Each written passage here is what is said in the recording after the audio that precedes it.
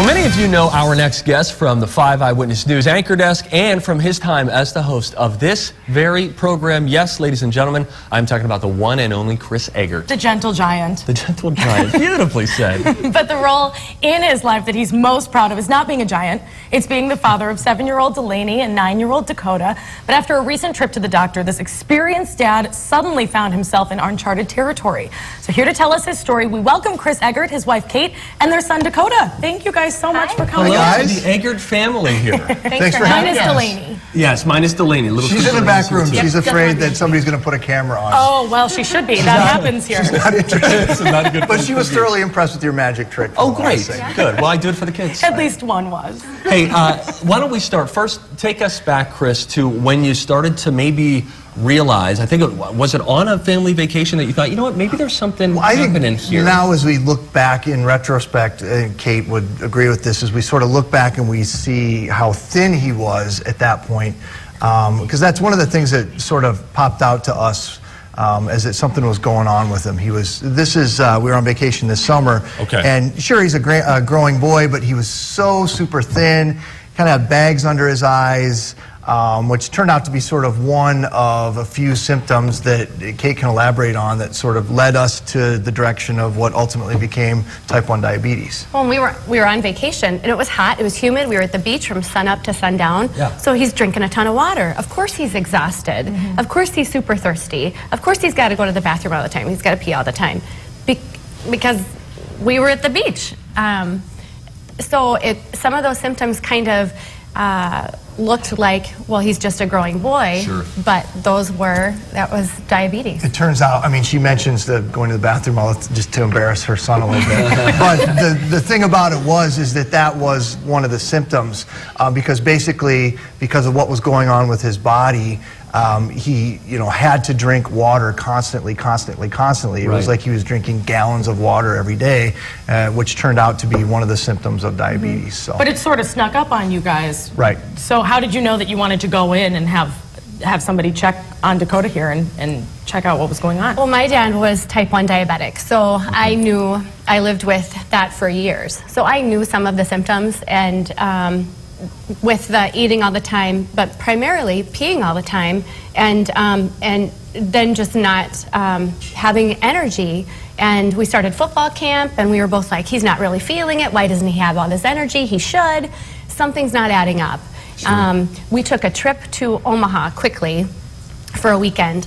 On the way down, we had to stop every hour and a half. So to stop at the bathroom. Really is a big red flag. So if there are parents out there trying to put their finger on what's happening with our little ones, and they go through these different cycles, and things always kind of change in that regard. But if you notice that a lot, I guess your doctors would now say that's always a warning sign to bring them in, get them checked out. Yeah.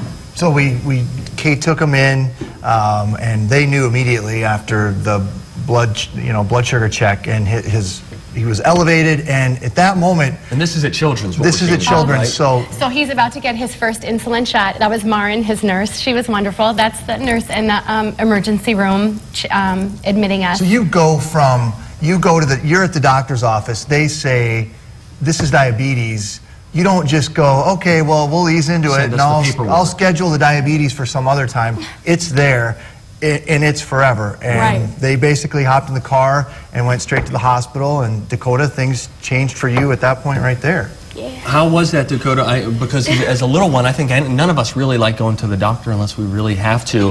When you were there, were you nervous as they were trying to figure out what's happening with you? No, I've never been nervous of shots. No, not really. Good for you. Good for you. Where do you learn this courage? Because most of us adults are terrified. I do not know. The first time I got a flu shot didn't hurt, so I don't really know. Okay, and now he's back up and at him. I mean, getting back into football and things like that. Can you get? I don't know if recovery is the right word. Is that the right word? It sounds like it doesn't have to be a fully life-changing diagnosis. You just have to learn to live with it. You don't take a vacation. It's 24/7. It's every day, every night. And there isn't any reason. Well, the day he was diagnosed, the first thing he asked the doctor was, Dr. Hall, can I go to football practice? Well, not tonight.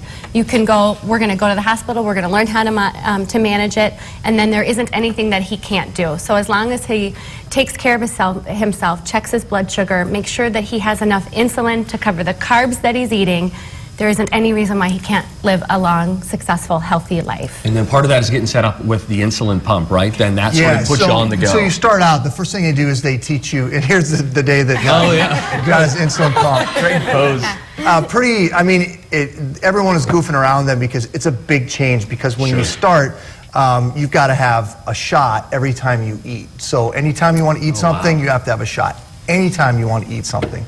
So basically, when you have the insulin pump, you can use the pump, and it's connected to him, and he can punch in how many carbs he's going to take and deliver himself the insulin that he needs instead of having had a shot. So I mean, that's made things so much easier for you. It gives him more independence, and he can do more things on his own. And you did start to give yourself some insulin injections with the syringes. How lucky for you guys to have such a chill kid who's like, this isn't that big of a deal, because I know so many parents, their biggest worry is, I don't want them to see my reaction. Right. But you don't have to worry about that with Dakota.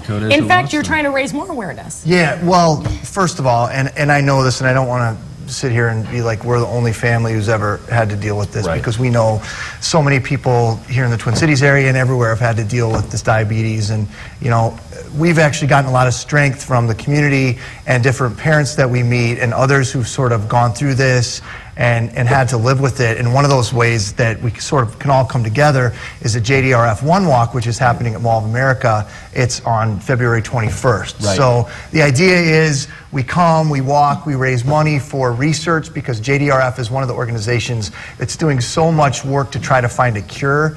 And there are a lot of people right now who think that we're on the cusp of like really big things happening. There's so much research being done here at the U of M. So much research. So you got to keep the funding up so that research can continue its momentum. Great stuff. Thank you guys so much for coming here. Being brave, coming on TV. Heck, if you're not scared of needles, cameras are nothing. You can sign up to be on Team KSTP, and you can walk with Chris and Dakota on Saturday, February the 21st at 8:30 at Mall of America. Just head to TwinCitiesLive.com and click on Fun. Hey, if you can't walk but you'd like to donate, that's okay. We've got a link for that too. Thanks, guys, for being here.